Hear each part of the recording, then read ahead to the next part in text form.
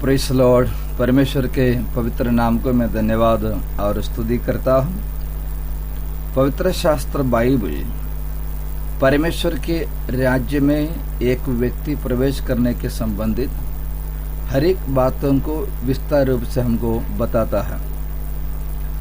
इसमें नया नियम में हम लोग देखते हैं, परमेश्वर के राज्य में एक व्यक्ति प्रवेश करने के लिए उसका प्रथम जो जवाबदारी है, यानी कि उनको अवश्य जो करना है, उस बातों के बारे में पवित्र शास्त्र में हम लोग देखते हैं।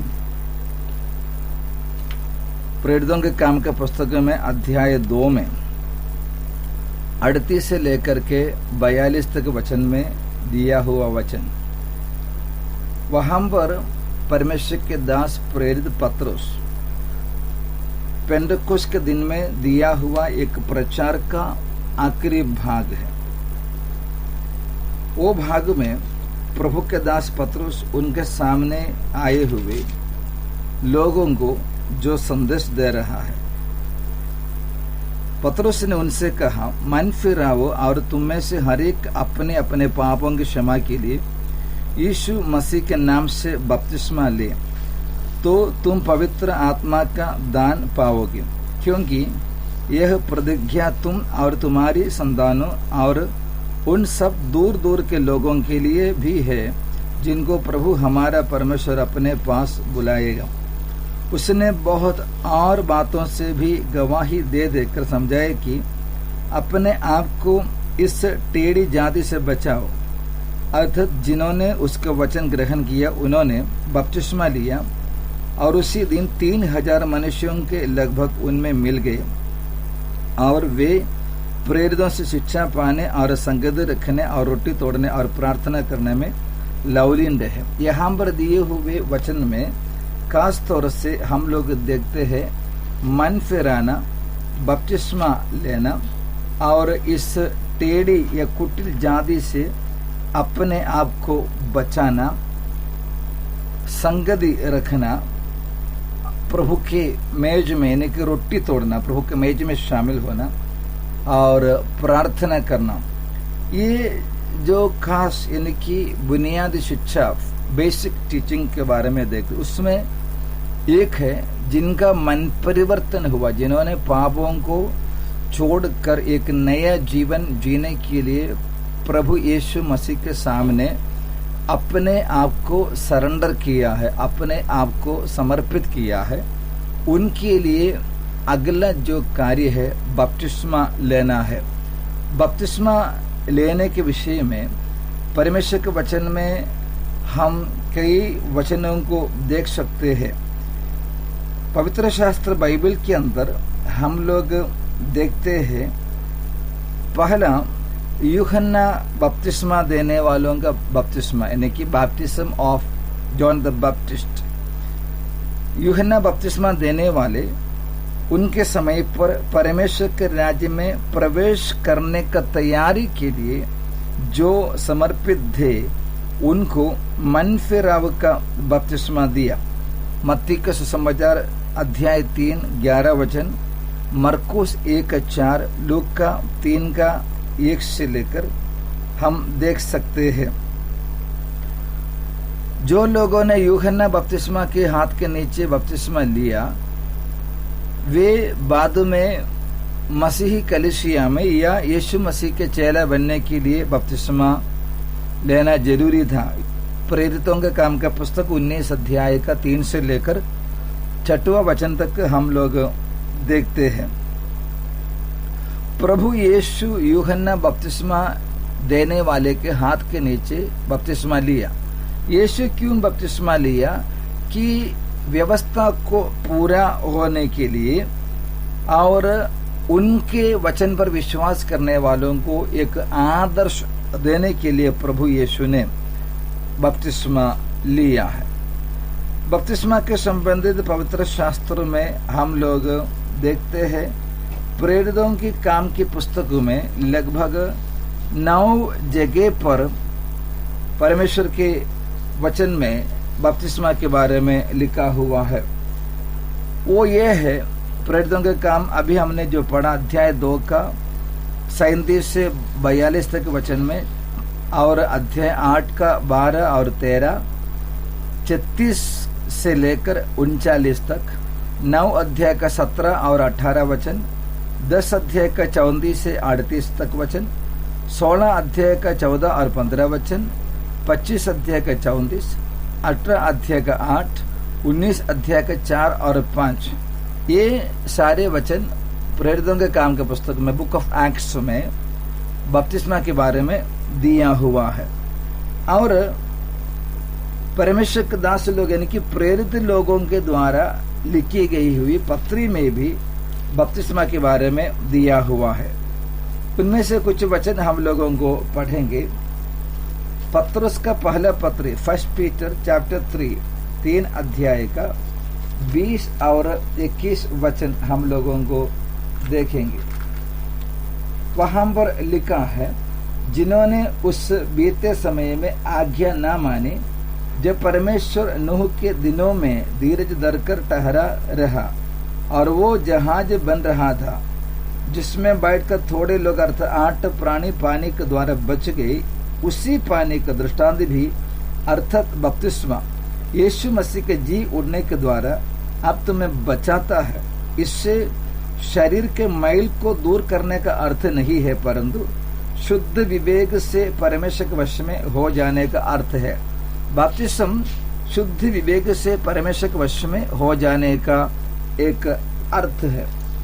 और पौलुस प्रेरित ने गलातियों का पत्री में 3 अध्याय का 27 वचन में कहते हैं, और तुम में से जितनों ने मसीह में बपतिस्मा लिया है उन्होंने मसीह को पहन लिया। बपतिस्मा लेने वाले व्यक्ति एक नया मनुष्यत्व को, एक जीवन को धारण करते हैं, मसीह को पहन लेते हैं। और कुलोसियों का पत्री उसका अध्याय 2 12 वचन में इस प्रकार से हम लोग पढ़ते हैं। कोलोसियन चैप्टर 2 उसका वर्स नंबर 12 में लिखा है, और उसी के साथ बपतिस्मा में गाड़े गए और उसी में परमेश्वर के सामर्थ्य पर विश्वास करके जिसने उसको मरे हुओं में से जिलाया उसके साथ जी भी उठे। एफेसियों के पत्री 4 का 5 में पौलुस प्रेरित करते हैं, एफेसियंस बुक ऑफ एफेसियंस चैप्टर 4 वर्स 5, एक ही प्रभु है, एक ही विश्वास, एक ही बपतिस्मा है। तो इस प्रकार की और कई सारे वचन है। रोमियों के पत्री में अध्याय 6 वहां पर 1 से लेकर के वचन में प्रभु के दास पौलुस इसके बारे में काफी बातों को बताते हैं। तो वहां पर दूसरा वचन से लेकर कुछ वचन में पढ़ता, कदापि नहीं, हम जब पाप के लिए मर गए तो फिर आगे को उसमें कैसे जीवन बिताए। क्या तुम नहीं जानते कि हम सब जिन्होंने मसीह यीशु का बपतिस्मा लिया उसके मृत्यु का बपतिस्मा लिया है, अर्थात उस मृत्यु का बपतिस्मा पाने से हम उसके साथ गाड़े गए, ताकि जैसे मसीह पिता के महिमा के द्वारा मरे हुए में से जिलाया गया वैसे ही हम भी नए जीवन की चाल चले। बपतिस्मा लेने वाले व्यक्ति कोई नया धर्म को अपनाता नहीं, परंतु एक नया जीवन को अपनाता है, यीशु मसीहा जो प्रदान करते हैं। बपतिस्मा के विषय में पवित्र शास्त्र में सुसमाचार में खास तौर से 2 वचन हम लोगों को देख सकते हैं। मरकुस के सुसमाचार उसका 16 अध्याय में 16वां वचन में इस प्रकार से हम लोग पढ़ते हैं। Mark the gospel chapter 16 verse number 16, जो विश्वास करे और बपतिस्मा ले उसी को उद्धार होगा, परंतु जो विश्वास न करेगा वो दोषी ठहराया जाएगा। और बपतिस्मा कैसे देना चाहिए, किस नाम से देना है। बाइबल कहती है न कि प्रभु यीशु जिन्होंने बपतिस्मा देने के आदेश दिया वो यीशु मसीहा बपतिस्मा के लिए दिया हुआ फॉर्मूला हम लोग देखते, उसका सूत्र यीशु ने उनके पास आकर के स्वर्ग और पृथ्वी का सारे अधिकार मुझे दिया गया है, इसीलिए तुम आओ, तुम जाओ, सब जातियों के लोगों को चेला बनाओ और उन्हें पिता और पुत्र और पवित्र आत्मा के नाम से बपतिस्मा दो और उन्हें सब बातों जो मैंने तुम्हें आज्ञा दी है मानना सिखाओ, और देखो मैं जगत के अंत तक सदा तुम्हारे संग हो। बपतिस्मा देने के विषय में कैसे देना है प्रभु यीशु ने बताया। यीशु मसीह ने बपतिस्मा लिया, मत्ती 3:16 में हम देखते हैं।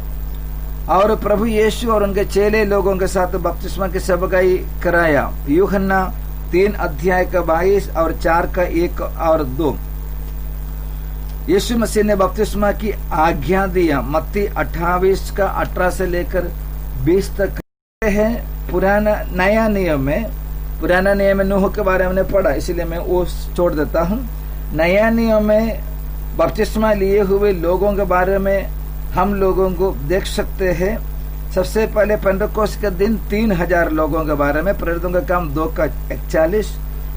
और सामरिया के लोगों ने बपतिस्मा लिया, प्रेरितों का काम 8:12। शिमोन, प्रेरितों का काम 8:13। और वो खोजा, प्रेरितों का काम 8:38। पौलुस, प्रेरितों का काम 9:18। और लुदिया और उनका परिवार, प्रेरितों का काम 16:15। उस बंदीगृह के सूबेदार सरदार और उसका परिवार, प्रेरितों का काम के पुस्तक 16:33। क्रिस्पोस और उनका परिवार, प्रेरितों का काम 18:8 और 1 कोरिन्थी 1:15। स्तिफानुस का घराना, 1 कोरिन्थी 1:15। और एफेसुस के चेले लोग, प्रेरितों का 19:5।